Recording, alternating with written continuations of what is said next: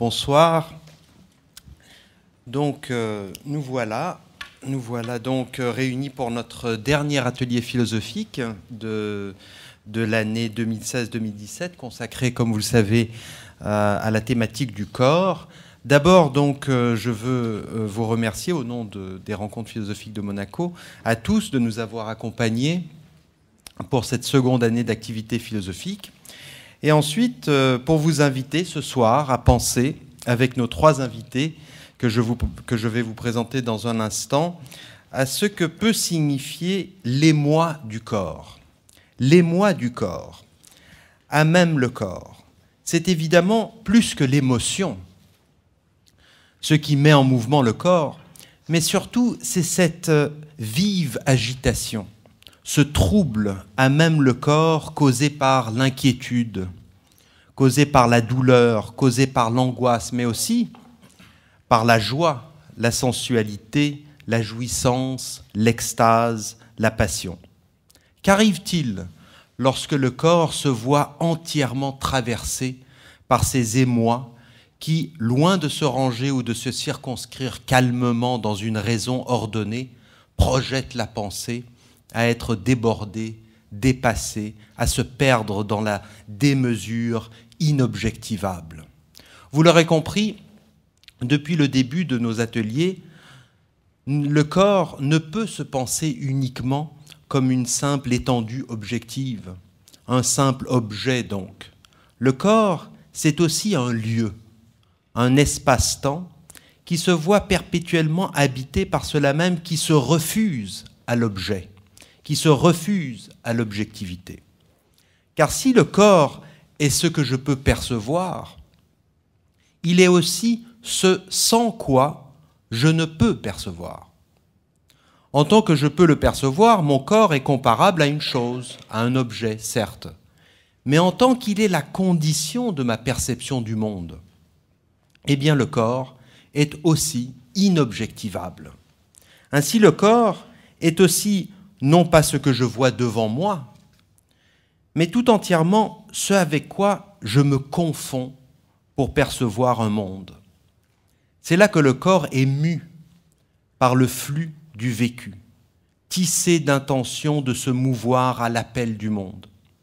En ce sens, mon corps est le tréfonds le plus intime en moi, et ainsi n'existe que telle une pluralité d'intentions préconscientes qui constituent comme en secret un monde préalable pour ma conscience. C'est ce lieu que nous allons explorer ce soir, ce lieu du secret, à même le corps. C'est dire ce lieu qui nous fait dire que le corps a une histoire qui déborde la rationalité ou la rationalisation de l'histoire. Qu'arrive-t-il en ce lieu d'histoire secrète, mais si puissante, à même le corps, poussant, voire forçant le corps à confronter ses limites, souvent incompréhensibles et insoutenables pour la raison ou pour la pensée. Alors pour discuter de tout cela, de ce lieu secret, nous avons l'honneur de recevoir Renaud Barbaras, Corinne Pelluchon et Bernard Andrieux. Donc, je viens de les nommer dans l'ordre de leur prise de parole. Renaud Barbaras, d'abord pour le présenter, est professeur de philosophie à l'Université de Paris 1. Je rappelle, parmi ses nombreuses publications, ces deux dernières parutions. Le désir et le monde, publié en 2016 chez Hermann, et puis Métaphysique du sentiment, publié au CERF en 2016 également. Ensuite, nous donnerons la parole à Corinne Pelluchon, qui est une professeure de philosophie à l'Université de Paris-Est, Marne-la-Vallée, qui a publié tout récemment le Manifeste animaliste en 2017, donc chez Alma, et puis ensuite les nourritures philosophiques du corps politique en 2015 au Seuil. Et pour finir, nous terminerons notre atelier philosophique, avant de céder la place à une discussion et à vos questions, à Bernard Andrieux, qui est professeur de philosophie à l'Université de Paris-Descartes et qui a récemment publié aux éditions Vrin « Sentir son corps vivant », c'était en 2016, et prochainement va publier un texte dont le titre est très beau, « Rester beau », aux éditions du Murmure. Donc je donne la parole immédiatement à Renaud Barbaras pour son intervention sur l'émoi du corps ou le corps émoi. Merci beaucoup. Avant de commencer, je voudrais remercier l'équipe des Rencontres philosophiques de Monaco de m'avoir invité, parce que c'est toujours à la fois un honneur et un bonheur d'être ici. Je voudrais m'interroger sur le statut du corps à la lumière d'une réflexion sur le désir. Et le titre de mon intervention pourrait être « Le corps du désir ». En effet, par-delà l'usage vague et indéterminé du terme, pour désigner au fond toute forme d'aspiration, il est possible de ressaisir la singularité du désir, tel qu'il s'atteste plus particulièrement, bien sûr, dans le désir amoureux. C'est alors immédiatement du besoin qu'il faut le distinguer. Le besoin renvoie à un manque ou à un défaut. Il est toujours besoin d'eux. Il a donc un objet déterminé, objet du manque, dont l'obtention va immédiatement annuler le besoin. De sorte qu'un besoin indéterminé, qui ignorerait ce qui lui manque, ne serait tout simplement pas un besoin. Ainsi caractérisé, le besoin nous éclaire sur la nature de son sujet, précisément sur le corps du besoin. Il s'agit d'un corps déjà constitué, défini par un certain nombre de constantes, de telle sorte que précisément le défaut de telle ou telle substance, menaçant telle ou telle constante, va entraîner un mouvement, le plus souvent irrépressible, visant à combler cette lacune pour restaurer l'homéostasie vitale. Le corps du besoin est donc le corps vivant, au sens en quelque sorte minimal et négatif de la vie, à savoir comme l'ensemble des fonctions résistantes à la mort, selon une formule célèbre. Le corps qui a besoin, c'est le corps qui veut survivre, qui veut rester en vie, qui maintient donc sans cesse les conditions de cette survie. Il est frappant de constater que le besoin cesse aussitôt qu'il est satisfait, et surtout qu'il est aussi vite oublié qu'il était impérieux, et que tout se passe alors comme s'il n'avait jamais été éprouvé. Toute la question est alors de savoir si ce corps physiologique, dont l'existence est incontestable bien sûr, qui est tout entier tendu vers le maintien des constantes vitales, épuise le sens du corps. Si ce corps est bien notre corps, si nous nous y reconnaissons et nous y réalisons.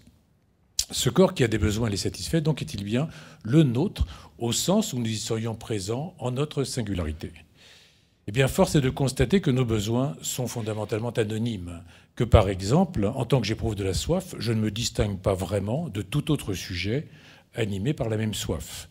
Parce qu'il est un corps objectif, dont l'objectivité renvoie ici aux constantes biologiques, eh bien, ce corps demeure un corps anonyme, et je ne m'y reconnais pas plus que dans un taux de glucose ou une tension artérielle.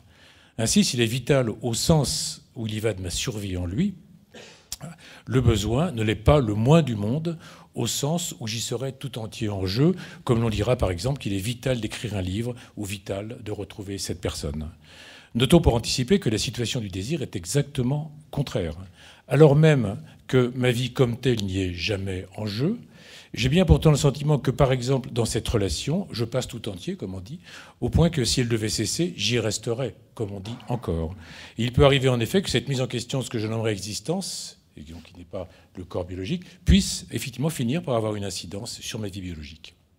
Eh bien, le désir s'oppose au besoin en tout point. Le trait fondamental qui le distingue d'emblée de celui-ci, mais dans un usage évidemment précis et non pas, comment dirais-je, indéterminé, eh bien, le trait fondamental qui le distingue du besoin est que, loin de l'éteindre, le désiré, son objet, l'intensifie. Que la satisfaction ne va pas sans une dimension de frustration.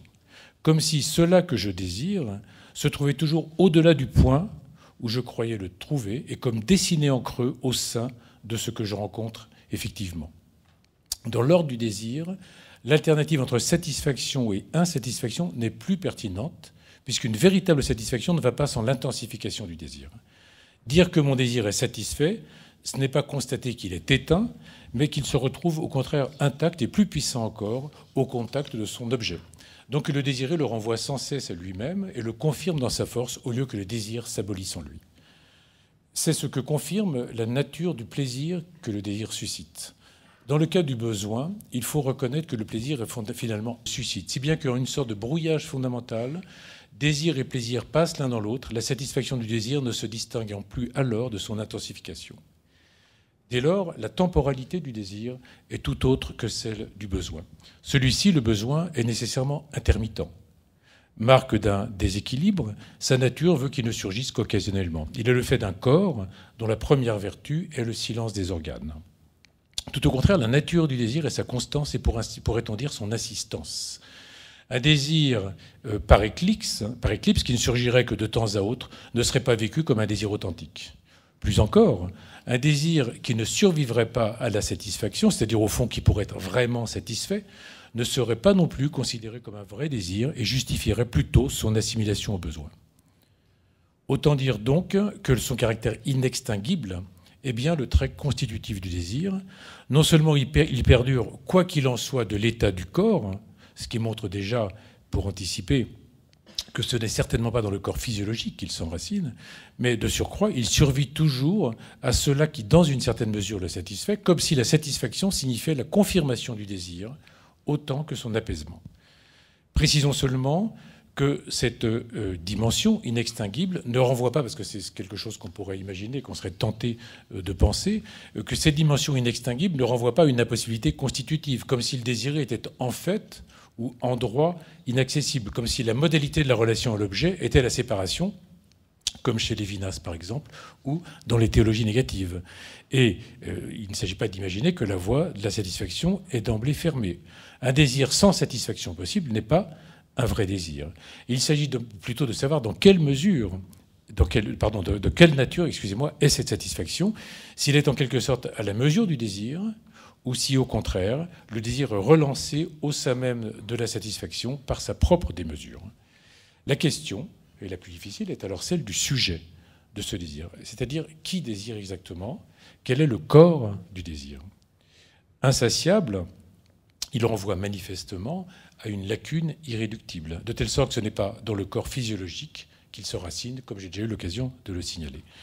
En tant qu'il est pourtant une dimension irrécusable de notre existence, et peut-être la dimension essentielle, eh bien, ce désir renvoie manifestement à un autre corps ou à une autre dimension du corps.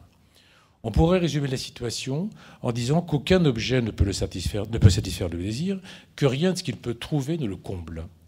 Au vu de cette déception constitutive, tout se passe en effet comme si tout ce qu'il rencontre demeurait en défaut vis-à-vis de ce qu'il désire vraiment, de cela qui le comblerait, comme si son véritable objet, qu'il faut désormais écrire entre guillemets, ne pouvait qu'être dessiné en creux par les objets qu'il rencontre, comme ceux-là dont ils ne sont que le défaut ou la limitation. Donc comme si son véritable objet n'était rien d'autre qu'une sorte d'excès irréductible vis-à-vis de toute réalité finie, susceptible d'être rencontrée. Et c'est en ce sens qu'on a pu parler d'une infinité du désir dont les traditions spirituelles ont pu s'emparer. Entendons-nous cette déception constitutive, et donc cette intensification, ne tiennent pas à ceci que le désir aurait un objet déterminé, qui serait en fait ou en droit inaccessible, mais bien plutôt au fait que cela qu'il désire vraiment, cela à quoi il se rapporte et le fait exister comme désir, n'est pas de l'ordre de l'objet, n'appartient pas, en toute rigueur, au règne de l'étant. C'est ainsi seulement que peut se comprendre la négativité du désir et, pour ainsi dire, son malentendu fondamental. Parce qu'au fond, il cherche au plan de ce qu'il peut viser, à savoir au plan des objets, ce qui transcende ce plan. S'il cherche néanmoins sa satisfaction au plan des objets, c'est parce que ce qu'il vise, ce qu'il désire vraiment, n'est pas d'un autre ordre, n'est pas ailleurs. Donc l'excès dont il s'agit, excès par rapport à tout objet, qui commande l'excès du désir, ne renvoie pas à une transcendance positive. Il ne s'agit au fond que de l'excès, qui est au cœur de tout objet comme le chiffre même de sa présence, comme la condition de sa consistance objective, à savoir tout simplement du monde lui-même, comme sol ou scène originaire, au sein de laquelle prennent place les étangs, et qui, à ce titre, n'est rien d'autre que, sinon le monde serait évidemment encore un étang. Le monde est en quelque sorte l'élément même de leur présence, je veux dire de la présence de toute chose, cela dont ils sont faits, et en quoi ils sont, sol qui n'est rien d'autre que ce qui l'habite, conjonction qui est donc disjonction, tissu pour ainsi dire, qui a sa propre déchirure. Ainsi, l'équation propre au désir, et c'est de ça que je suis parti, l'équation propre au désir nous renseigne sur la nature de son objet, qui n'est pas un objet justement. En effet, à quoi peut-il bien aspirer au sein du monde sans que cette aspiration puisse jamais être comblée, sinon au monde lui-même, en personne? Donc l'excès irréductible du désiré vis-à-vis du visé, c'est-à-dire encore l'excès du désir vis-à-vis de toute satisfaction, ne peut renvoyer qu'à l'excès du monde, comme transcendance non positive, vis-à-vis des étangs qui y paraissent. Bref, c'est au monde même, c'est-à-dire au sol ou au fond même de l'étang, que le désir aspire en chaque étang. C'est pourquoi le désir est sans cesse relancé, car le monde n'est pas ailleurs, et pourtant sans cesse déçu, car aucun étang ne peut délivrer le monde comme tel. Alors, il faut souligner seulement, sans pouvoir nous y arrêter, que si le désir se tourne alors de manière privilégiée vers les autres, puisqu'au fond, on a tout de même le sentiment que le désir empirique, c'est un désir de l'autre, qui se tourne vers l'autre. Eh bien, il faut donc ajouter tout de suite que si le désir se tourne de manière privilégiée vers les autres, alors même que je viens de dire que par essence, l'objet véritable du désir, c'est un non-objet, puisque c'est cet excès irréductible au sein de tout objet que j'appelle le monde. Eh bien, si, par conséquent, le désir se tourne de manière privilégiée vers les autres, c'est dans la mesure où ils ont un statut privilégié par rapport au monde, à savoir le statut d'intercesseur. Autrement dit, loin d'exister aveuglément au sein du monde, par différence avec une chose quelconque, eh bien, l'autre a un monde. Et en tant qu'il a un monde, il l'ouvre par là même au monde. Il m'apparaît comme une sorte de fenêtre ouverte sur le monde, de brèche dans laquelle je peux m'engouffrer pour accéder au monde même, comme si le monde lui-même se repliait sur lui-même pour se figurer en un point de lui-même. Donc, c'est parce que l'autre est toujours promesse d'un monde que le désir se tourne d'abord vers les autres. C'est parce que l'autre est toujours promesse d'un monde qui est désir du monde que le désir se tourne d'abord vers les autres. Je pense par exemple à Proust, à L'ombre des jeunes filles en fleurs, où on voit très bien que ce qui fait l'objet premier du désir, c'est un monde auquel je veux appartenir et qui va peu à peu se spécifier, se cristalliser sous la forme de telle ou telle figure, féminine en l'occurrence. Mais je veux dire que ça montre bien que le désir de l'autre, il est toujours désir du monde de l'autre, et par là même du monde auquel l'autre peut ouvrir, et par là même du monde comme tel, en tant que l'autre est la seule manière pour moi d'y accéder. Alors il suit de là que le désir n'est pas manque, faute précisément d'un objet qui lui ferait défaut, et c'est en quoi il se distingue radicalement du besoin. Le désir ne manque de rien, il ne manque de rien, non pas parce qu'il est comblé, mais au contraire parce que rien ne peut le satisfaire. Et rien ne peut le satisfaire précisément parce que cela qui l'éteindrait n'est pas quelque chose, n'est pas de l'ordre des choses. Donc le désir n'est pas manque, car cela qu'il désire n'est pas d'une nature telle qu'il puisse manquer.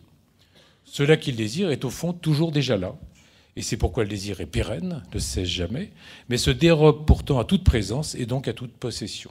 Voilà l'équation en quelque sorte du désir.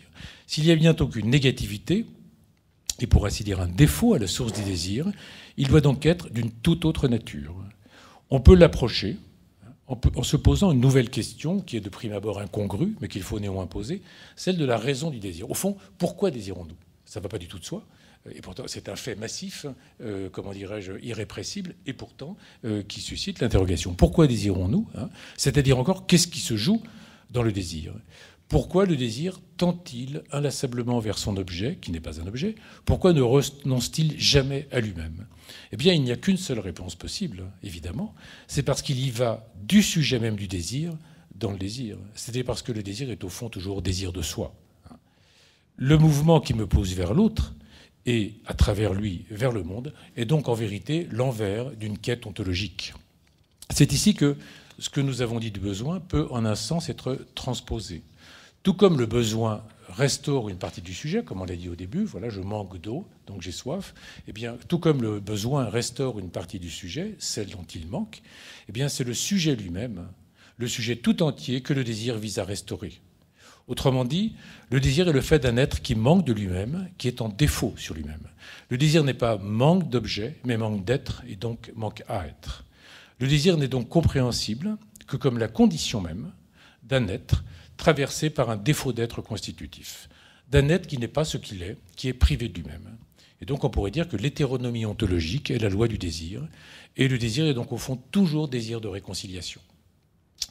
Donc nous comprenons mieux alors ce que nous avions souligné plus haut, à savoir ceci, que l'échec du désir me met en jeu plus profondément que la non-satisfaction de besoin, qui est pourtant le besoin vital, alors que le désir ne l'est pas stricto sensu.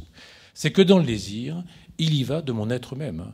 De sorte que si, dans certains cas, je peux en effet avoir le sentiment que je vais y passer tout entier ou que je vais y rester, c'est parce que j'y suis vraiment en jeu, que l'enjeu de mon désir n'est autre que moi-même. Non plus, bien sûr, mon corps physiologique, mais mon existence même, moi-même. Cependant et enfin, dans la mesure où le désir tend vers un autre que soi, à savoir vers des étangs du monde. Le désir, il est toujours désir d'un autre. Eh bien, et donc, et plus précisément, comme j'ai tenté de le montrer, désir du monde même à travers les autres. Eh bien, force est de reconnaître que c'est du côté du monde que réside l'être du sujet du désir, que c'est par la médiation du monde, C'est à soi que le sujet du désir aspire. En se tournant vers son autre, c'est en vérité lui-même que le sujet du désir cherche à accomplir. Donc l'équation ontologique du désir comporte deux dimensions. D'une part, celle d'une communauté ontologique avec le monde. Si le sujet tend sans cesse vers le monde, et si nous sommes en mouvement en quelque sorte, eh bien c'est qu'il y va de son être dans le monde, et par conséquent qu'il y va du monde dans son être. Mais d'autre part, second aspect, si ce mouvement vers le monde est incessant et insatiable, c'est parce que le sujet du désir est séparé du monde, et aussi irrémédiablement séparé que ce monde lui est nécessaire. Simplement, en toute cohérence, cette séparation ne peut avoir le même statut que la communauté. Elle ne peut s'enraciner dans une nécessité ontologique.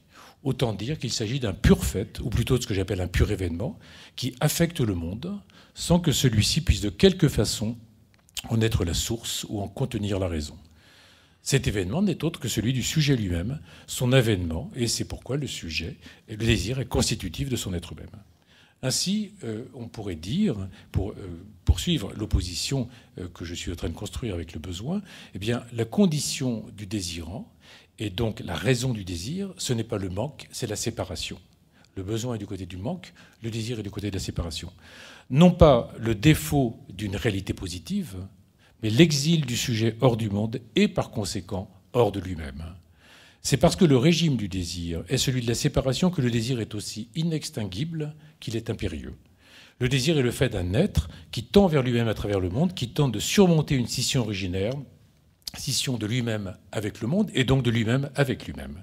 Scission qui est aussi insurmontable qu'elle est injustifiée, aussi impossible ontologiquement qu'elle est nécessaire factuellement ou événementiellement.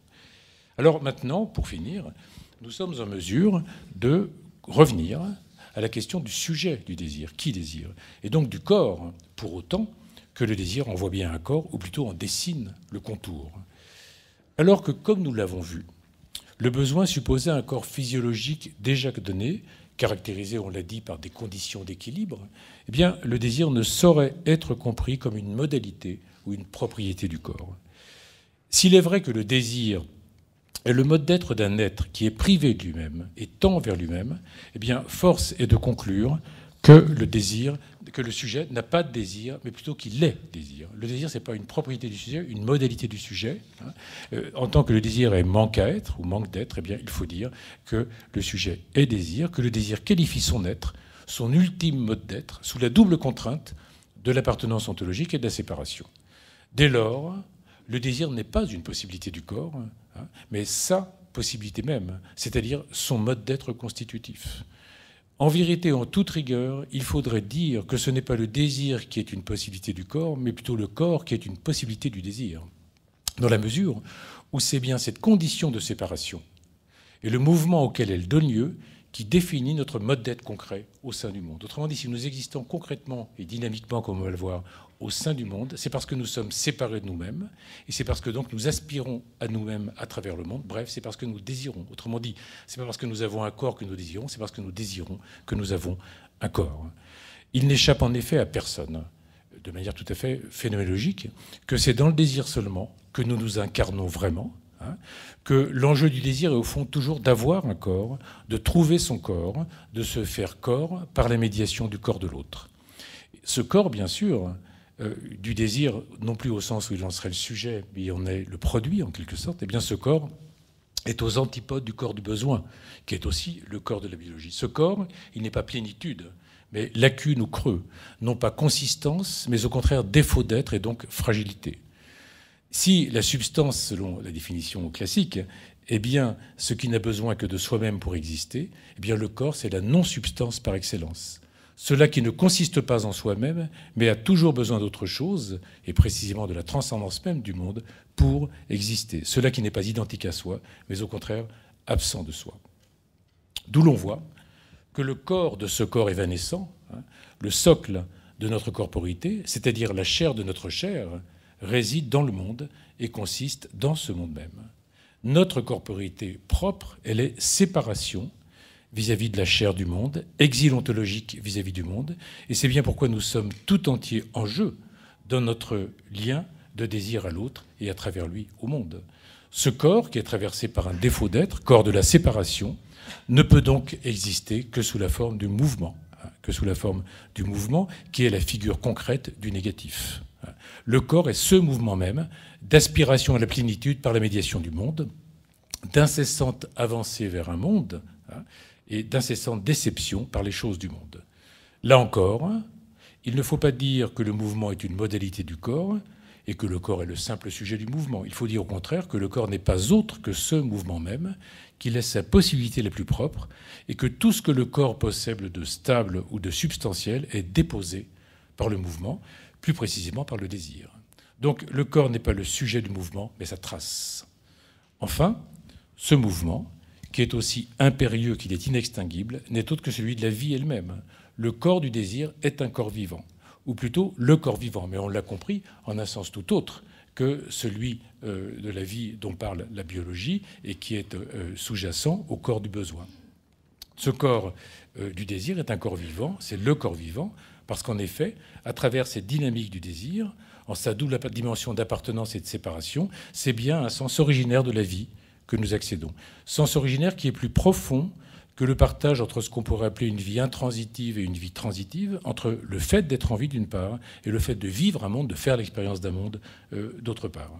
Donc dire que l'épreuve du désir est celle du corps, que seul le désir nous donne accès au stand d'être véritable du corps, c'est dire que le désir est initiation à la vie même. Ainsi, dans le désir, nous nous sentons véritablement vivants. On pourrait dire c'est seulement dans le désir que nous nous sentons véritablement vivants. Et d'une certaine façon, partout où la vie fait l'épreuve d'elle-même, du désir est déjà à l'œuvre.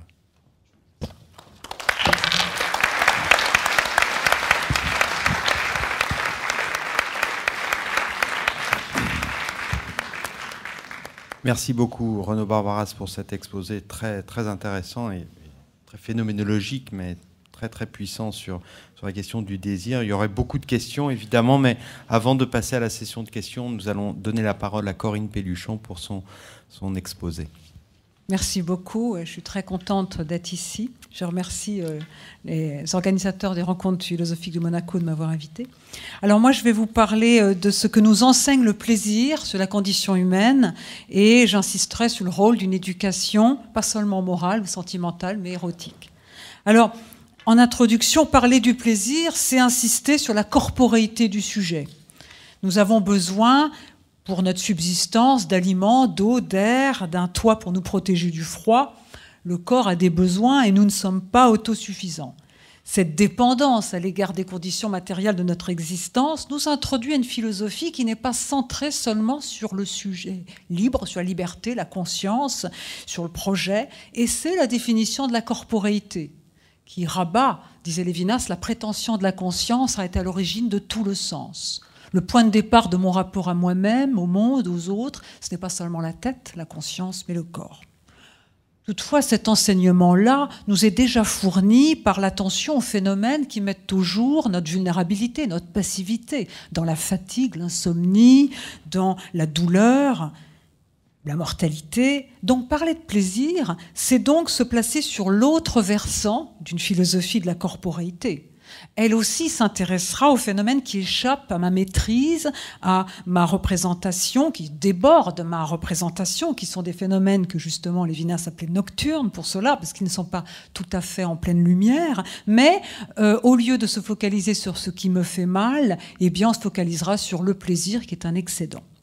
Le plaisir fait éclater la structure élémentale du monde, disait Lévinas dans Totalité infinie.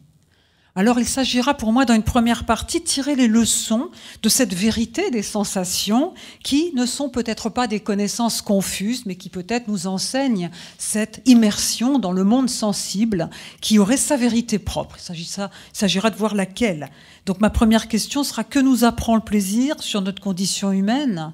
Et est-ce que justement la facilité avec laquelle nous nous abandonnons au plaisir ne témoigne pas du fait que la déréliction, le sentiment d'être jeté dans un monde qui ne serait pas fait pour nous, eh bien, est seconde et pas première, comme s'il y avait un amour originaire de la vie. Il s'agira d'en parler.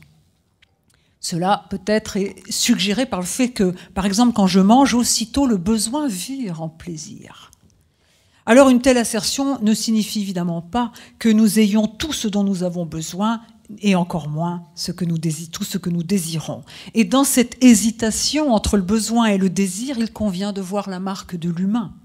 Ce passage du besoin au désir qui fait que le plaisir, grâce à l'imagination, s'intensifie ou devient triste, nous conduira à ma deuxième question et ma deuxième partie, mais avant de la formuler, j'aimerais faire cette remarque.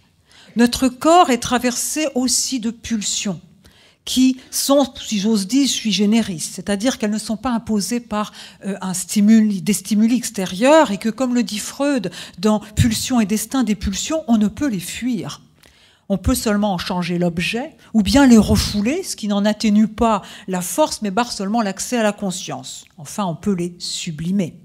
Ces pulsions sont des pulsions de conservation, dit-il, et des pulsions sexuelles. Bref, dès qu'on parle de pulsions, on comprend pourquoi le moine n'est pas le maître dans sa propre maison, disait-il. Et Alan Bloom, dans L'amour et l'amitié, de rappeler cette anecdote de Hobbes, qui avait un jeune élève très doué en géométrie, mais il était en proie à une nécessité corporelle, je vous laisse la deviner, qui faisait qu'il devenait nul en géométrie. Ainsi, l'humain est tel que ses besoins se transforment par l'imagination et le regard des autres en désir, et que le problème de son éducation est d'orienter ses pulsions de telle sorte qu'il puisse vivre avec les autres. Ces plaisirs, surtout quand ils prennent appui sur l'énergie sexuelle, sont dépendants de l'idéal, des idées de beauté et de mérite, mais aussi de l'amour-propre, qui est l'amour de soi, tel qu'il a été façonné par la société. La question est de savoir, et c'est celle de Rousseau, comment rendre possible l'éros ? Comment éduquer le désir, non pas seulement pour que l'humain évite d'être éternellement insatisfait et en proie à l'instabilité, ça c'est la question d'Épicure ou même des stoïciens, mais pour qu'il évite de devenir un automate, un être simplifié, incapable d'aimer, de vivre avec autrui. Souvent on dit qu'il faut maîtriser ses désirs pour être une personne morale. Avec Rousseau, notre professeur de sublime, disait Kant, on comprend qu'il faut éduquer le désir lui-même pour nous humaniser. Bien plus, il n'y a pas d'éducation morale sans une éducation érotique, sexuelle, et vous vous rappelez que c'est la grande affaire d'Émile, et Rousseau utilise pour cela les friandises et la sexualité, alors que dans les autres projets éducatifs, pensons à Locke, et celui de Locke, on ne prend pas en compte cette dimension de l'existence laissée à l'appréciation de chacun, et aujourd'hui on pourrait dire aux images qui saturent l'imaginaire. En tout cas, rendre capable d'aimer, érotiser le monde, encore une phrase d'Alan Bloom, eh bien, c'est important pour que l'être humain mène une vie bonne et qu'il n'éprouve pas toujours cet écart entre le désir et le devoir. Un tel projet éducatif, vraiment la grande question de Rousseau dans l'Émile, et qui est inséparable de son projet d'émancipation, a des conséquences, des implications sur le plan individuel, mais aussi politique. Et je tirerai très brièvement les implications politiques d'une sorte d'éthique, pensée comme transformation de soi, qui ne peut faire l'économie d'une éducation pas seulement sentimentale, mais érotique, où justement l'idéal devient l'objet de la pulsion. Pas seulement, surtout pour pas rêver au prince charmant, mais parce que justement l'amour du monde, de celui qui m'accueille à ma naissance et survivra à ma mort individuelle, est peut-être l'horizon de tout amour. Peut-on mettre au monde un nouveau-né sans souhaiter en même temps qu'il soit reçu dans un monde habitable ? Alors, première partie, qu'est-ce que le plaisir nous enseigne sur la condition humaine ? Eh bien, donc, dans cette partie assez brève et phénoménologique, si j'ose dire, je dirais que la réflexion sur le plaisir s'inscrit dans une philosophie, plus précisément une phénoménologie du vivre de. Vivre est un verbe transitif. Vivre, c'est toujours vivre de quelque chose, de bonne soupe, d'air, d'eau, de choses naturelles et culturelles. Et ce dont je vis ne s'offre pas essentiellement à moi comme des outils ou des ustensiles, mais comme des objets qui me conviennent, qui s'offrent à mes sens comme leur convenant ou pas, et comme étant ornés, la dimension esthétique ayant de l'importance. Nous en vivons, c'est-à-dire qu'ils nous constituent. Il y a ce revirement du constitué, je constituerai, en condition de mon existence, et cela peut être illustré de manière paradigmatique par l'alimentation, qui justement célèbre notre immersion dans le monde sensible. Les aliments ne sont pas des représentations. Ce dont je vis, et que Lévinas appelait les nourritures, eh bien, ce n'est pas l'objet de ma représentation, ce n'est pas un noème, on dirait, et c'est toujours plus riche que ce que le concept peut saisir. Et cet excédent, cette richesse du monde ou des nourritures sur ma représentation, c'est justement ce que le pluriel des nourritures exprime, et c'est ce que traduisent les sensations. Les sensations, ce que les philosophes classiques appelaient les qualités secondes, la texture d'un aliment, l'apparence, enfin, la saveur d'un aliment, l'aspect hostile ou accueillant d'une forme architecturale, eh bien, ces sensations ont leur vérité propre. Celles-ci ne relèvent pas de la connaissance ni de l'adéquation entre un sujet et un objet, mais de la convenance, qui est l'autre mot de l'amour, on s'en rappelle chez Descartes dans Les Passions de l'âme. Il n'y a pas cette position de spectateur, un sujet devant un objet, mais je baigne dans le milieu et mord sur les éléments. Bref, le sentir, pour autant qu'on s'attache justement à le décrire dans sa vérité propre, exprime mon être avec le monde et pas dans le monde. La manière donc dont le moi et le monde s'éprouvent sympathiquement, disait Erwin Strauss, repris par le grand phénoménologue Maldinet. C'est la définition du sentir. Bien plus, et c'est celle-là que je voudrais prouver, enfin préciser, c'est que le plaisir exprime cet accord primordial que je m'attends à trouver entre moi et le monde. Le plaisir peut-être enseigne que nos besoins ne sont peut-être pas à penser essentiellement à la lumière de la privation, comme s'il s'agissait de vides à remplir. C'est quand les êtres souffrent de la faim, de privations extrêmes, ou qu'ils sont soumis à un travail forcé, écrivait Lévinas en reprenant les manuscrits de Marx, que justement l'accès à la jouissance est interdit et que alors ils mangent sans prendre du plaisir à manger, mais en consommant les aliments qui sont simplement des carburants, écrit-il. Vivre, c'est vivre d'eux, et vivre d'eux, c'est jouir. Vivre est une insouciance à l'endroit de l'existence, un jeu en dépit de la finalité, de la tension, de l'instinct. Bien sûr, je mange parce que j'ai faim, et si je reste sans manger pendant quelque temps, j'ai des problèmes physiologiques. Mais quand je mange à ma faim, aussitôt, le besoin vire en plaisir, pris à la dégustation de la nourriture, et ce plaisir devient une fin en soi. C'est même la vérité de l'hédonisme. Il ne faut pas chercher derrière la satisfaction du besoin un ordre par rapport auquel cette satisfaction acquerrait seulement une valeur. Mais le plaisir décrit cette indépendance dans la dépendance, qui se commue en une souveraineté du moi, parce que le moi se complaît dans les choses qui le font vivre et qui sont toujours plus que le nécessaire, qui font la grâce de la vie, écrivait Lévinas en ajoutant « vivre est une sincérité ». Autrement dit, l'existence n'est pas seulement à prendre à la lumière, à penser à la lumière du projet, du pour, mais de la réceptivité. Et même l'activité, bien plus, il n'y a pas seulement que les aliments qui me nourrissent, mais l'activité même de manger donne un sens ou une saveur à mon existence, me nourrit en ce sens-là, me constitue. Le plaisir illustre donc le fait que la vie est une manière d'être qui dépasse le non-mourir. Le plaisir souligne le caractère originaire de la vie. L'amour de la vie est originaire, même si nous l'avons oublié. La jouissance, en ce sens-là, serait un existentiel, une structure de l'existence, peut-être autant que l'être à la mort dont parle Heidegger. Car le plaisir, justement, exprime cet accord primordial, je vais l'illustrer tout à l'heure par deux exemples, que nous attendons à trouver entre nous et le monde, comme si, justement, la négativité était seconde, liée aux conditions affectives, économiques, politiques de notre existence. Bien sûr, le malheur, la privation, la misère sont de fait plus fréquentes dans un monde où 860 millions de personnes souffrent de la faim et 2 milliards de la malnutrition et où près d'1,5 milliard, 1,5 milliard sont en surpoids, sans parler de toutes celles qui ont un rapport compliqué au corps, au plaisir. Ça méritait bien un livre d'ailleurs. Mais donc la déréliction est seconde et on pourrait peut-être s'interroger sur le fait qu'il y a un lien essentiel entre l'insuffisante prise au sérieux de la corporéité du sujet, par exemple chez Heidegger, en tout cas l'oubli de la dimension du plaisir, attaché au fait de vivre, et sa focalisation sur la mortalité, sur le projet, sur son obsession du pouvoir. C'est une hypothèse qui est faite par Lévinas dans un petit texte qui s'appelle L'origine et pouvoir. Alors moi, je voudrais illustrer cette leçon du plaisir par deux exemples. Le premier me vient de Ricoeur dans Philosophie de la volonté. Il parle du jeu. Les bébés animaux et les bébés humains jouent, ce qui montre que la vie est cet excédent, cette gratuité, pas seulement la lutte pour survivre ou le projet. Le deuxième, je fais référence ici à un passage de mon livre Les nourritures, où je parle du nouveau-né, du caractère goulu du nouveau-né. Son appel impérieux, quand vous avez voyé un bébé qui tète le biberon ou le sein, il y a ce côté goulu, et effectivement, cet appel impérieux qui traduit une faim et une soif qui doivent être apaisées, comme s'il était impératif que le monde les satisfît sans attendre, et cette paix enfin qu'il ressent, le nouveau-né, après avoir mangé, et qui est plus que le fait d'avoir l'estomac rempli, traduit cet enfoncement de notre sensibilité dans l'élément et cet accord que nous nous attendons de prime abord à trouver entre nos besoins et le monde, sans parler de la dimension affective, bien sûr, de l'alimentation. Bref, vivre, c'est vivre d'eux, et c'est toujours vivre avec et par les autres. Dimension relationnelle du sujet.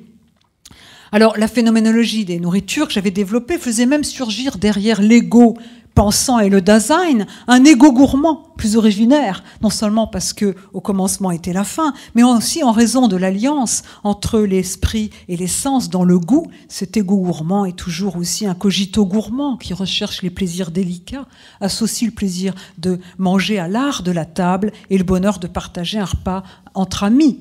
Et on est déjà dans la deuxième partie, puisque le besoin chez l'être humain est façonné par la culture et le regard des autres. Il est transformé par l'imagination, la société, qui font désirer ce qui est bon à manger, acceptable socialement, qui font rechercher ce qui est beau, aimable, beau, etc. De plus, la différence entre les appétits humains et les appétits animaux, nous rappelle Hobbes, c'est que les humains désirent souvent le désir des autres. Non seulement ils désirent quelque chose ou quelqu'un qui leur renvoie une image d'eux-mêmes, ce qui veut dire que le désir est pris dans un jeu de l'identité et de l'amour-propre, mais de plus, cette identité étant souvent en miroir, ils désirent surtout ce que les autres désirent. Et c'est bien ça, la force ou le ressort du marketing ou de la publicité qui font naître des désirs superflus en nous faisant croire que la possession de biens rares nous rendra plus aimables à nos yeux et aux yeux des autres et même signalera notre supériorité sur autrui. Amour-propre et vanité émergent avec leur cortège de passions tristes, rivalité, envie, ressentiment. Sans parler justement de l'éternelle insatisfaction, de l'impossibilité de trouver chaussure à son pied. Donc ma question, qui sera celle de la deuxième et dernière partie, comment faire en sorte pour que les humains aient non seulement des désirs sûrs, c'est la question d'Épicure, qu'ils ne soient pas toujours malheureux parce qu'ils n'ont pas ce qu'ils veulent et qu'ils n'en sont pas contents, mais qu'ils désirent ce qui est désirable. Projet façonnant le désir humain chez Rousseau. Comment faire pour qu'ils puissent avoir du plaisir, même à être bons, qu'ils soient sobres par exemple. Et dans sobriété, vous entendez le mot ébriété. La sobriété est toujours heureuse. C'est la question de la vie bonne, inséparable d'une éducation, on va le voir, érotique, sentimentale et sexuelle. Donc c'est ma deuxième partie, l'éducation érotique, éthique et politique, et je vais retrouver mon nourrisson. Mais mon nourrisson ne fait pas que téter, il teste ses parents, car il est tyrannique. Il voudrait que tout le monde fût à ses ordres. Ce n'est pas moi qui le dis, bien sûr, c'est Winnicott et avant lui Rousseau. Le nourrisson, qui est totalement dépendant de ses parents pour sa survie, est habitué à ce qu'ils viennent le nourrir ou le changer dès qu'il pleure. Des objets que Winnicott appelait transitionnels, la doudou, vont l'aider à supporter l'absence de ses parents, de même que les jeux de cache-cache vont lui permettre de mieux vivre l'indépendance de ses parents, le fait qu'ils ont un projet de leur côté et qu'ils ne sont pas ses esclaves. La vulnérabilité du corps est toujours aussi la tentation de la tyrannie, car un être aussi dépendant que le nourrisson et qui le sent, essaie d'exercer son emprise sur les autres afin qu'il soit toujours là. La toute-puissance vient de ce sentiment aussi d'impuissance.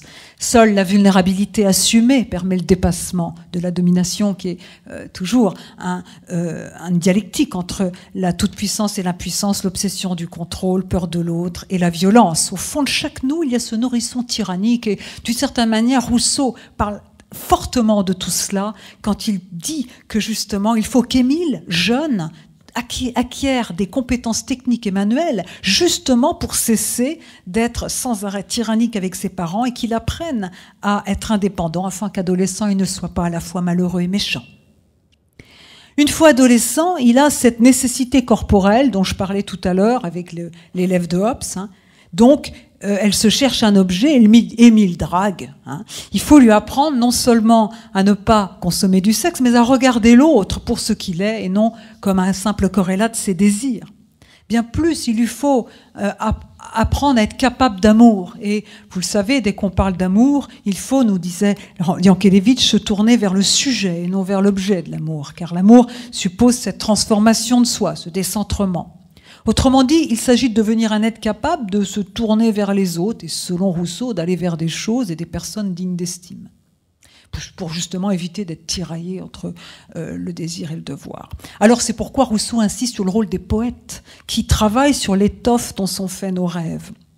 De même, Martin Nussbaum, dans Les émotions démocratiques, souligne le rôle irremplaçable de la littérature qui enseigne aux individus à se mettre à la place des autres et qui les aide aussi à acquérir ces qualités dialogiques, écouter les autres, être capable de délibération, faire un pas de côté, qualités dialogiques qui sont nécessaires à la démocratie et à sa survie. Leur absence à ces qualités dialogiques explique à la fois les difficultés personnelles et relationnelles des individus, la guerre des sexes, l'explosion des incivilités, la fragilité de la démocratie, due au manque de civisme et au fait que les personnes ne sont donc pas équipées forcément psychiquement, même quand elles ont bac+10, pour reconnaître les bons gouvernants, ni surtout pour symboliser leurs conflits et donc trouver des accords sur fond de désaccords. On voit l'importance des pulsions, de la symbolisation des conflits en politique. Alors Eros blessé, donc ce serait à la fois ses amours tristes et la démocratie menacée, comme si Eros, ce petit gars avec ses ailes dans le dos, personne ne s'était occupé de lui dans la cité. On lui avait dit que tout était permis, qu'il n'y avait aucun effort à faire pour être un humain. On l'a laissé donc des heures devant Internet, à regarder des jeux vidéo ou des films pornographiques. Donc il aurait mieux fait de lire Platon et Rousseau, qui veut, écrit Alan Bloom, donner aux êtres de grands désirs. Non pas des désirs inaccessibles pour célébrer le surhumain ou conforter les êtres dans des satisfactions, dans leurs caprices ou les encourager à avoir des satisfactions immédiates, mais pour nous éduquer afin que nous ayons des fins plus hautes. Le désir, c'est une question de fin, pas de moyens. Le moyen, c'est le corps, l'argent, le pouvoir qui peuvent les donner. La fin, c'est la philosophie qui les cherche. La philosophie qui est essentiellement érotique. C'est l'imagination, le verbe. Le désir vient du latin desiderare, qui vient donc de sidus, sideris, astre. Le désir, c'est regretter l'astre. Mais pour regretter l'astre, il faut l'avoir entrevu, deviné. C'est l'affaire du langage, vecteur de l'imaginaire. Les plaisirs et les peines se modifient en fonction des biens que l'on honore. C'est la grande leçon politique de Platon. Vous vous rappelez ce lien entre l'éthique, la psychologie morale et la politique. Le thumos, le courage, et le siège des évaluations, c'est l'intermédiaire entre la raison et les appétits. Eh bien, c'est fondamental chez cette éducation du désir aussi chez Platon. Si j'honore l'argent, alors je n'aurai jamais la paix, car je ne serai jamais satisfaite, toujours envieuse des autres qui en auront toujours plus que moi. Si je recherche les honneurs, eh bien, tôt ou tard, je me soumettrai à l'argent qui m'en donne les moyens de les avoir, et surtout, je serai capable de me battre pour le bien et le mal pourvu que je sois reconnu. Seul celui qui honore, seul celui qui choisit, la vérité, la justice, honore son âme, écrit Platon au livre 5 des Lois, car c'est bien là dont on désire ardemment que les autres les possèdent, ne rendent ni envieux ni vaniteux et prédisposent à la douceur comme à la grandeur d'âme. À chaque type d'humain, défini par une psychologie, mais aussi par un type de bien élu, correspond un régime politique. Vous vous rappelez que c'est au cœur du livre 8 de la République où il y a cette description de la dégénérescence des régimes, où chaque régime enfante celui qui est moins bon que lui, et par exemple la timocratie, régime de l'honneur, va engendrer l'oligarchie qui est le règne de l'argent, et le règne de l'argent est commun à l'oligarchie, à la démocratie, la tyrannie. Vous vous rappelez que alors que l'oligarque aime l'argent mais est encore parcimonieux, son fils, le démocrate, dépense l'argent de son père car il est tyrannisé par des désirs non naturels et non nécessaires. Et cela donne naissance à un état instable où chacun vit sous le regard d'autrui qu'il est et par une sédition des mots. Et seul le tyran, avec son ordre monstrueux, ses désirs non naturels et non nécessaires, et son ordre monstrueux peut alors imposer un semblant d'ordre. L'envie, le ressentiment, l'impossibilité de se mettre à la place d'autrui, le fait de ne plus supporter une autre opinion que la sienne, l'individualisme, mais tout cela, ce ne sont pas les marques d'un mauvais caractère par nature, mais ce sont des produits, des résultats d'un ensemble de facteurs qui, justement, sont liés à une éducation morale insuffisante et à une éducation du désir absente ou laissée, justement, à de mauvais maîtres, on dirait, avec de mauvais modèles, très importants dans toute la philosophie politique de Platon. Avant le contrat social, avant la question de savoir à qui confier le législatif et l'exécutif, se pose une question qui relève du politique et pas de la politique. Qu'est-ce que vivre ensemble? C'est une question de désir et pas seulement de volonté de décision. Je finirai par quelques remarques. Hannah Arendt a bien montré comment le désir de vivre ensemble meurt et nous rend vulnérables au système totalitaire, qui est un système fondé sur l'absolue domination, car il convainc chacun qu'il est de trop et qu'il est superflu, et ce système peut parfaitement survivre aux régimes qui lui ont été historiquement associés. Car il est fondé sur la désolation, loneliness, c'est-à-dire l'expérience d'absolue non-appartenance au monde. L'individu ne se perçoit plus que comme une force de production, comme consommateur, et il perd le sens de ce qui les relie aux autres, donc aussi et le désir de vivre avec les autres et aussi la capacité à résister justement à des formes totalitaires. Dans le contexte actuel, où les inégalités sont telles qu'il devient difficile de formuler un projet commun, on voit bien que ce qui conditionne la possibilité de la démocratie est compromis, d'autant plus que ce qui faisait l'adhésion à la démocratie était le rêve d'enrichissement personnel et la certitude de jouir d'un minimum de reconnaissance. Dans le cas actuel d'une crise économique et environnementale majeure, ça explique que la croissance est nulle, l'emploi rare, et que même si la croissance revenait, elle serait incompatible avec un développement soutenable. Autrement dit, il est urgent, si l'on veut préserver la démocratie et restaurer le désir de vivre ensemble, de proposer aux individus d'autres désirs, d'autres objectifs que l'enrichissement matériel, des fins plus hautes que celles de l'homo economicus. Donc je voudrais finir par quelques remarques sur ce mot qui est entré dans le dictionnaire de la langue française en 2004 et auquel Robert Madjury avait consacré un beau livre, La convivence. La convivence n'est pas seulement le rappel de la période historique pendant laquelle juifs, musulmans et chrétiens ont vécu ensemble en Espagne jusqu'à l'expulsion des juifs d'Espagne en 1492. Ce mot qui a la même racine que convivialité, cum vivere, vivre avec, partager des vivres, avec la dimension de plaisir associée à cela. Ce mot se distingue de la convivialité car il a une connotation, à mon avis, politique. C'est l'art de créer un espace commun où les individus trouvent un sens à leur vie parce que leurs besoins sont satisfaits et qu'ils se sentent considérés. Cela les incite à coopérer en participant à l'intérêt collectif. Vivre, c'est vivre d'eux, c'est toujours vivre avec. Et dans la mesure où, quoi que je fasse, j'ai toujours un impact sur les autres humains et les non-humains, où l'existence et la place que je concède, que j'accorde aux autres au sein de mon existence, vivre, c'est toujours vivre pour. Et les trois dimensions de la convivence, vivre d'eux, échanger des vivres, vivre avec, vivre pour, ont un sens dans la vie individuelle et dans la vie collective. Penser comme souci et amour du monde, l'action politique confère une intensité à ces trois dimensions.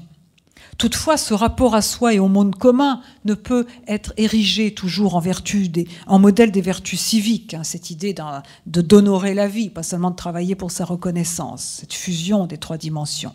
Il convient de chercher des manières de vivre ensemble qui soient accessibles à la majorité des individus qui ont besoin pour participer à la construction d'un bien commun que leurs intérêts personnels, égoïstes ou narcissiques soient pris en compte et que leur pulsion trouve une voie de sublimation. Le travail est avec l'amour un des domaines majeurs de la subjectivation. Mais le travail m'intéresse ici comme production et vivre ensemble, car il est le lieu, dans certains cas, d'une sublimation, où l'apprentissage de la discipline et le refoulement des désirs, comme disait Hegel, peuvent être aussi, quand ils sont compensés par la reconnaissance, l'apprentissage de la coopération, de la délibération et même une certaine étape vers l'émancipation. Toutefois, et c'est peut-être le travail un lieu essentiel pour cela, toutefois, les conditions de l'organisation du travail aujourd'hui rendent cela difficile. Le travail cause des souffrances identitaires, faisant que les personnes perdent l'estime d'elles-mêmes et le sens de ce qui les relie aux autres et font de la confiance. Cela encourage donc l'angoisse, le ressentiment, cela encourage l'envie, la haine, qui explique les incivilités, la violence, le fanatisme, le triomphe du nous contre vous, qui est l'exact contraire de la convivence. En conclusion, je dirais qu'il n'y a aucune fatalité à notre situation actuelle. Ce sont non seulement des êtres humains faisant l'expérience de la désolation qui rentrent du travail ou qui subissent leur déclassement social, mais aussi leurs enfants qui se trouvent livrés sans préparation à des images qui leur font croire que toute sexualité pornographique et qu'il n'y a aucun autre Dieu que l'argent. Leurs pulsions, leurs affects sont ceux de l'homo economicus.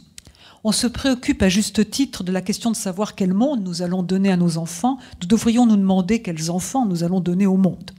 Alors on serait tenté de dire, comme Baudelaire, dans Le monde va finir, perdu dans ce vilain monde, je me sens comme un homme lassé dont l'œil ne voit en arrière, dans les années profondes, que désabusement et amertume. Nous périrons par où nous avons cru vivre. Ta fille un jour se vendra pour 1 million et tu n'y trouveras rien à redire.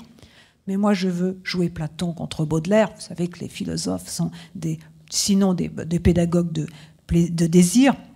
Eros n'est pas mort, hein, il s'est assoupi, il est tombé en inanition, il était devenu anorexique, un peu comme l'artiste de la faim dans Kafka. Si j'avais trouvé les nourritures me convenant, je ne me serais pas affamé. Il a besoin, Eros, de nourriture substantielle, d'un idéal, d'un imaginaire qui puisse rafraîchir le sens de la condition humaine afin que nous donnions un sens et une saveur à notre existence. Il s'agit donc de répondre à ce désir en proposant des philosophies qui ne soient pas des visions du monde, ni des valeurs, des subjectivations, mais des créations imaginaires, renouvelant le sens de notre habitation de la Terre et de notre être avec le monde, qui est toujours un être avec les autres et pour le monde commun. Notre mort individuelle n'est pas la fin du monde. Tirer la leçon du plaisir, c'est peut-être substituer à une philosophie interprétant l'existence et l'éthique de manière strictement individuelle, voire atomiste, une autre philosophie, qui est une philosophie pour la vie, afin que ceux qui voient le jour, les nourrissons justement, ne deviennent pas des automates, des humains simplifiés, vulnérables aux solutions totalitaires. Je terminerai par ces mots de Paul Éluard dans La dernière nuit, poème de résistance. Ce petit monde meurtrier est orienté vers l'innocent, lui ôte le pain de la bouche et donne sa maison au feu, lui prend sa veste et ses souliers, lui prend son temps et ses enfants. J'ai vécu comme une ombre, et pourtant j'ai su chanter le soleil entier, celui qui respire, dans chaque poitrine et dans tous les yeux, la goutte de candeur qui luit après les larmes, et Éluard d'ajouter « Un jour viendront des hommes qui n'auront pas peur d'eux-mêmes ». Je vous remercie.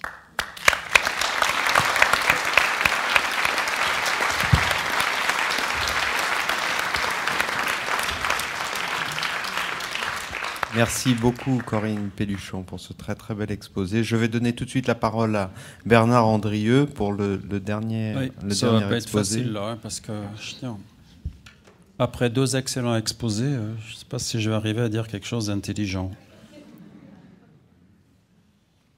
Il y avait déjà bien des années que de Combray, tout ce qui n'était pas le théâtre et le drame de mon coucher n'existait plus pour moi, quand un jour d'hiver, comme je rentrais à la maison, ma mère, voyant que j'avais froid, me proposa de me faire prendre, contre mon habitude, un peu de thé. Je refusai d'abord, et je ne sais pourquoi, me ravisai.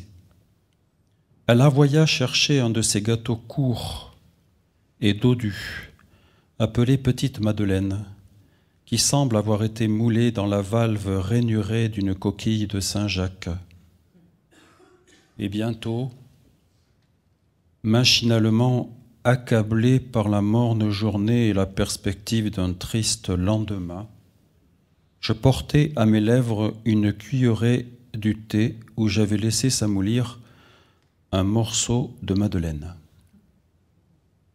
Mais, à l'instant même où la gorgée, mêlée de miettes de gâteau, toucha mon palais, je tressaillis, attentif à ce qui se passait d'extraordinaire en moi. Un plaisir délicieux m'avait envahi, isolé, sans la notion de sa cause. Il m'avait aussitôt rendu les vicissitudes de la vie indifférentes, ses désastres inoffensifs, sa brièveté illusoire, et de la même façon qu'opère l'amour en me remplissant d'une essence précieuse. Ou plutôt, cette essence n'était pas en moi, elle était moi. J'avais cessé de me sentir médiocre, contingent, mortel.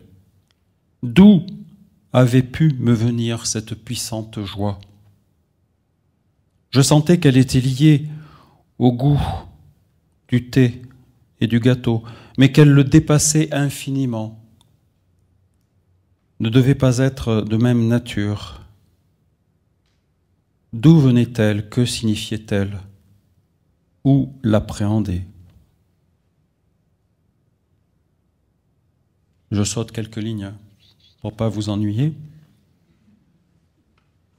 Mais quand d'un passé ancien, rien ne subsiste, après la mort des êtres, après la destruction des choses, seule, plus frêle, mais plus vivace, plus immatérielle, plus persistante, plus fidèle, l'odeur et la saveur restent encore longtemps comme des âmes à se rappeler, à attendre, à espérer sur la ruine de tout le reste, à porter sans fléchir sur leurs gouttelettes presque impalpables l'édifice immense du souvenir. Donc cet auteur que nous connaissons tous, un certain Marcel Proust, rejoint ce que tu as dit tout à l'heure. C'est ça que je vais explorer. C'est ça qui nous intéresse. Qu'est-ce qu'il y a dans le corps? Qu'est-ce que c'est que ce gouffre? Qu'est-ce que c'est que ce lieu secret? Qu'est-ce que c'est finalement que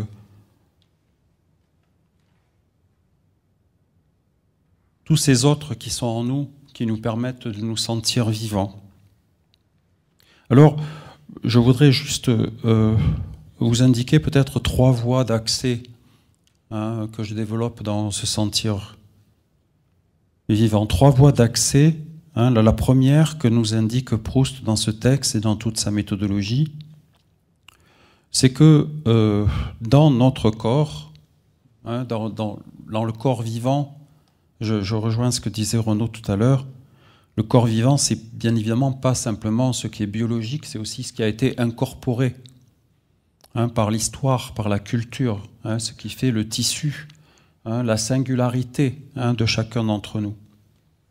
Et donc, une première méthode pour favoriser cette immersion, cette émergence, finalement, de ce qui est en nous, c'est par cette sollicitation de la mémoire involontaire, s'intéresser finalement au lapsus, au bruit des cailloux, au goût de la madeleine, à toutes ces petites expériences quotidiennes qui nous paraissent finalement avoir peu de sens et qui pourtant sont chargées en nous de possibilités de retrouver du plaisir. Retrouver un plaisir que nous avions en nous, qui était enfoui, qui était peut-être refoulé, qui était peut-être caché, mais qui est, et je n'ai pas le temps de lire tout le texte, vous le relirez ce soir, pensez à la fin du texte, lorsque Proust décrit de manière presque ordonnée la succession de l'image, lorsque l'image vient retrouver le contenu de la sensation. Donc cette sensation, ces sensations internes que nous avons, les goûts que nous avons, les saveurs, les odeurs, nous les avons en nous. Nous pouvons les retrouver. Nous avons fait une petite expérience à la faculté avec l'équipe sportive de handball. Nous les avons échauffés pendant 2h30 et après nous avons décidé, avec consentement, je vous rassure, de les plonger dans un bain d'eau froide à 8 degrés pendant 10 minutes. Et ensuite, j'étais chargé de faire des entretiens sur quelles étaient les sensations. Eh bien, toutes les filles, j'étais à Rouen à ce moment-là, toutes les filles m'ont raconté, elles étaient capables de comparer la température de l'eau qui leur avait été proposée avec la première fois où elles avaient rencontré de l'eau froide en se baignant dans la Manche. Elles avaient des cartographies sensorielles dans leur corps. Et le fait d'avoir réévoqué ces sensations par une expérience, comme celle que nous avons fait tout à l'heure avec Renaud dans la piscine froide de la piscine de l'hôtel. Eh bien, nous avons retrouvé ces sensations très froides, et ce froid, nous l'avions déjà vécu. Nous pouvions le retrouver. Donc, dans notre corps, nous avons une somme d'informations auxquelles nous ne prêtons pas attention, qui sont des sensations accumulées, qui reviennent dans nos rêves, qui reviennent dans nos sensations internes, par un travail, précisément, de mémoire involontaire. Est-ce que nous y prêtons suffisamment attention? Est-ce que nous faisons finalement attention, non pas à nos perceptions conscientes, mais finalement à tout ce travail qu'accomplit notre corps à chaque instant pour nous apporter des informations. Donc, première méthode, retrouver ce qui est vivant dans son corps. Retrouver, et notamment on le voit à l'occasion je me suis beaucoup intéressé à la question des malades chroniques. On voit que dans le récit des malades chroniques, on voit que les individus sont confrontés à des expériences sensorielles extrêmement intenses, dont ils n'arrivent pas à situer précisément l'origine, parce qu'ils n'en ont jamais eu l'expérience. Et ça va nous introduire au deuxième méthodologie.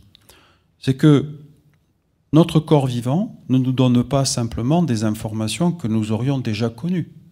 Il nous donne aussi des informations que nous n'avons jamais rencontrées. C'est-à-dire que nous allons vivre des expériences de douleur, des expériences de plaisir, des expériences de joie, des expériences d'immersion. Et là, nous allons activer, deuxième méthode, nous allons activer de ce que nous appelons aujourd'hui l'activation. Il y a la remémoration volontaire, deuxièmement l'activation. Donc nous allons activer dans notre corps des sensations, parce que notre corps est plongé dans des expériences avec les autres, avec le monde, avec des aliments, avec des drogues, avec des hallucinations, avec des extases. Nous allons perdre le contact finalement avec notre corps, mais nous le recherchons. Nous recherchons cette perte de contrôle. Pourquoi nous la recherchons? Parce que précisément, c'est ce qui va produire un décalage entre la conscience du corps vécu et l'expérience que fait notre corps vivant. Il va y avoir une discontinuité. C'est pour ça que nous nous précipitons dans l'alcool, la drogue, l'addiction, toutes ces expériences-là. Pourquoi? Parce que, en retour, Georges Samprun, au moment de sa mort, écrivait un livre fabuleux que vous avez tous lu sur l'expérience de la torture, quand il a été torturé pour la première fois par les Allemands. Et il a un passage de ce livre extraordinaire où il dit « La première fois que j'ai été torturé par les Allemands, j'ai découvert mon corps. Je n'avais jamais pensé que mon corps pouvait produire de telles informations. » Eh bien, c'est pour ça qu'il faut s'intéresser à toutes ces expériences de sortie de soi, de sortie du corps. Il faut s'intéresser à toutes ces personnes qui, justement, se précipitent dans l'immersion corporelle ou qui subissent la violence. Parce que, précisément, ils témoignent de quoi? Ils témoignent du fait que le corps va être activé de manière volontaire ou involontaire et qui va nous apporter des informations qui vont nous dépasser, qui vont modifier fondamentalement la représentation que nous allons avoir de nous-mêmes, qui vont laisser des traces, qui vont nous obliger à nous recalibrer, hein, à nous représenter de manière différente. Hein. Et ça, c'est une voie extrêmement contemporaine aussi, hein, d'exploration de soi. Beaucoup de gens vont rechercher des sensations, hein, physiques, extrêmes, psychiques, des sensations qui justement vont nous permettre de renouveler, hein, de nous approfondir. Vous comprenez? De nous approfondir, c'est-à-dire d'aller rechercher, c'est ce que j'appelle le corps capacitaire, hein, d'aller rechercher des potentiels, des ressources qui jusque-là avaient été totalement inédites, que nous n'avions pas explorées. Parce que pourquoi, en moyenne, pourquoi les gens s'ennuient, hein? Pourquoi les gens divorcent en moyenne au bout de 4 ans, hein? Parce qu'ils n'ont aucun souci d'approfondissement. Ils ne recherchent pas, hein, précisément à permettre, hein, cet approfondissement. Ils sont dans la répétition. Hein. Or, précisément, le petit détail, la petite différence, hein, ce qui fait que précisément je vais changer le contexte, hein, je vais être différent, va permettre à l'autre aussi de s'activer différemment, de se découvrir différemment. Donc ça, c'est ça va, il me reste 5 minutes, parce que je n'ai pas déclenché mon chronomètre. Deuxième expérience, l'activation. Hein, deuxième expérience, l'activation. Troisième expérience, hein, on parlait, hein, justement de ce livre qui va sortir, qui s'appelle, il y a 3 parties, rester beau, devenir beau ou se trouver beau. Hein, donc c'est un peu les 3 options contemporaines. Il y a des gens qui ne veulent pas rester beaux. Il y a des gens qui veulent devenir beaux. Hein, c'est-à-dire, il y a des gens qui vont justement être dans un désir, hein, les anthropologues ont beaucoup décrit ça, ils veulent changer, hein, ils veulent muter, hein, ils veulent modifier, pas simplement l'apparence. Hein, ils veulent aussi modifier les sensations internes, l'estime de soi, hein, le schéma corporel, hein, le poids du corps, hein, le régime. Hein, ils veulent avoir un volume de poitrine plus important. Hein, ils veulent avoir un ventre plat. Ne croyons pas simplement que la question, c'est l'apparence. La question, c'est aussi comment, de l'intérieur, je me ressens. Hein, c'est-à-dire que la dimension physique est aussi liée à la dimension psychique. Hein, c'est-à-dire que on ne peut pas simplement dire d'un côté, il y a l'image du corps qui serait l'apparence, et de l'autre côté. Hein. Alors ça, c'est un troisième sens, hein, de l'immersion. C'est un sens où, justement, il ne s'agit pas simplement de retrouver un plaisir qu'on aurait en nous, il ne s'agit pas simplement d'activer un plaisir, il s'agit de changer les coordonnées de son propre plaisir. Hein, c'est-à-dire qu'aujourd'hui, nous sommes dans un dispositif technologique où les individus s'emparent de toutes ces techniques, hein, pour se proposer, hein, de nouvelles coordonnées sensorielles, esthésiologiques, hein, intimes, hein, pour avoir de nouvelles sensations. Hein, et se construire un nouveau corps, hein, une nouvelle forme. Partie, hein, de mon exposé, à la question que tu évoquais très bien au départ, qui est la question du trouble, hein, qui est la question de l'émoi, hein, qui est la question précisément de comment je peux arriver à garder finalement le contrôle, hein, à rester entièrement conscient à partir du moment où je me mets dans ces 3 expériences. Hein, c'est-à-dire que Ce qui caractérise le point commun entre ces trois expériences, c'est que j'ai le désir de sentir mon corps vivant. Or, précisément, le corps vivant, c'est ce qui échappe, ce qui ne cesse d'échapper à la conscience. Hein, c'est-à-dire, nous sommes là, c'est ce que j'explique ça comme une sorte de problème ontologique.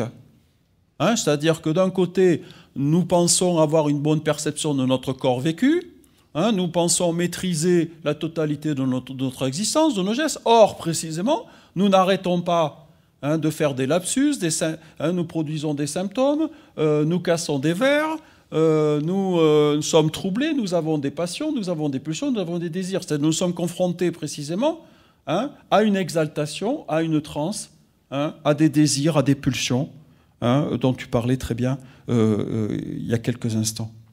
Donc,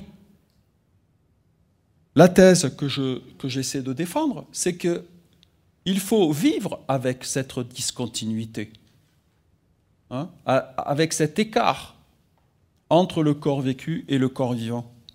Et que c'est ça, précisément, l'érotisme. C'est précisément parce qu'il y a cet écart que je vais essayer non pas de le réduire, mais au contraire, de travailler sur cet écart. Alors bien sûr, certains vont l'augmenter jusqu'à l'extrême. Je raconte dans Se fondre dans la nature que un des grands problèmes des gens qui vont s'immerger dans la nature, c'est qu'ils perdent, quand vous êtes à 7800 mètres et que vous êtes dans une tempête au milieu de l'Everest et qu'on vous dit à la radio, oui, il faut que le gars te dise, non, non, je me sens très bien, c'est super, je vais y arriver. Et que le gars, il meurt 3 heures après, c'est la modification de la conscience. La modification de l'état de conscience. C'est que ces expériences dont nous avons parlé, elles modifient profondément l'état de conscience. Et que donc on ne peut pas mettre son corps vivant dans des situations où on va en attendre une information sans que ça ait quelques conséquences sur la perception de soi, sur la perception qu'on a des autres, sur les relations qu'on a avec les autres, etc. C'est-à-dire que là, nous sommes confrontés à des problèmes de modification de cet état de conscience. Donc, petite solution qui semble se développer. Il y a 2 solutions contemporaines développées par la philosophie contemporaine.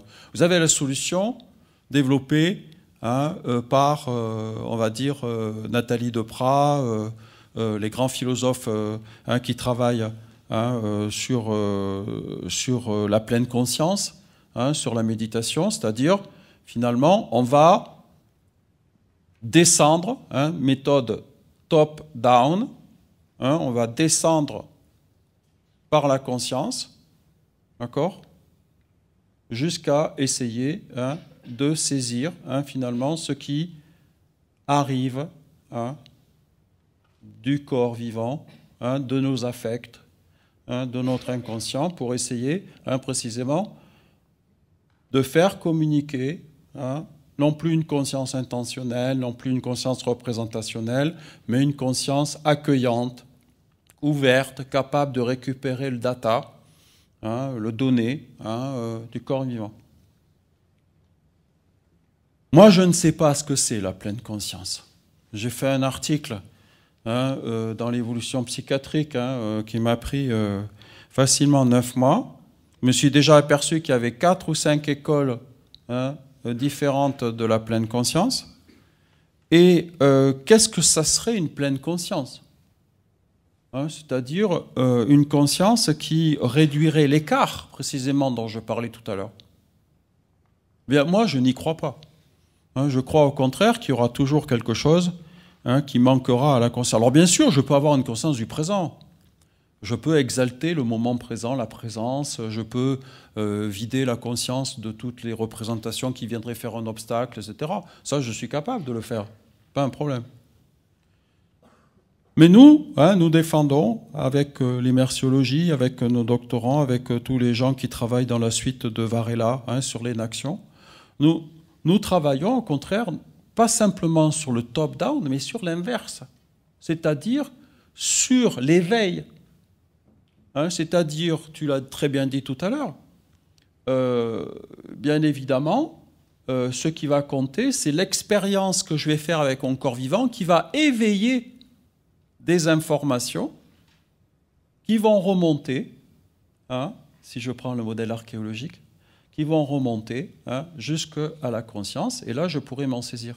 Mais elles vont le remonter parce que j'aurais fait l'expérience corporelle, parce que j'aurais fait la rencontre physique, parce que j'aurais passé du temps, j'aurais rencontré les autres, les cultures, parce que précisément j'aurais été confronté à l'altérité, voire à l'altération. Donc, bien évidemment, vous avez là deux solutions qui sont radicalement différentes. Une solution qui continue à maintenir l'idée que la conscience pourrait maîtriser, pourrait contenir, pourrait permettre d'accéder entièrement à ce qui se passe à l'intérieur de notre corps. Et donc, finalement, ça pourrait être un plaisir conscient. Et puis, une autre solution, qui sont les solutions que j'essaie de défendre, qui est de dire qu'au contraire, on peut avoir du plaisir avec de l'involontaire, avec de l'inconscient, avec de l'accident, avec de la blessure, etc. Alors, c'est pas si simple. Parce que, comme je l'avais indiqué dans un livre qui s'appelle « La peur de l'orgasme », mes collègues d'ailleurs étaient rassurés quand j'ai sorti ce livre, ils m'ont dit « Enfin Bernard, on voit le problème que tu as ». Ça fait longtemps qu'on se demandait quel était ton problème, et tout le monde a cru qu'il s'agissait d'un livre autobiographique. En réalité, c'est parce que j'avais été imprégné de la lecture de Reich. Le problème que pose Reich ou Nietzsche, voilà le vrai problème, c'est que, bien évidemment, vous êtes dans une chambre d'hôtel avec votre ami, votre partenaire, vous êtes tout seul, vous avez débranché les téléphones, et là vous vous dites « Tout est possible. Ça va être fantastique. » Et en réalité, là, vous allez vous apercevoir que ça ne va pas du tout marcher. Pourquoi? Parce que, bien évidemment, l'orgasme, la transe, la dépossession, l'extase, je reprends les mots que tu as utilisés tout à l'heure, la passion, ça fout un peu la trouille. Parce que, bien évidemment, ça veut dire qu'il faudrait que je consente à m'abandonner. Il faudrait que je consente précisément à me livrer dans les bras de l'autre. Il faudrait que j'ai entièrement confiance dans le fait que si ça va trop loin, on va mettre un petit signal, alors je dirai chocolat, et ça s'arrêtera. Vous voyez, dans les dispositifs branchés des soirées parisiennes. Bon. Eh bien, voilà le problème. Vous voyez, est-ce que je vais accepter de déconstruire mes représentations pour aller véritablement vers ce qui serait le corps vivant, le corps premier, le corps intense? N'y a-t-il pas là une mythologie aussi? Vous voyez, de l'origine, de l'idée qu'il y aurait un corps qui serait la vérité première, l'expérience première à partir de laquelle j'aurais atteint, vous voyez le livre sur le cri primal de Janov. Vous voyez toutes ces thérapies où on vous dit que si vous faites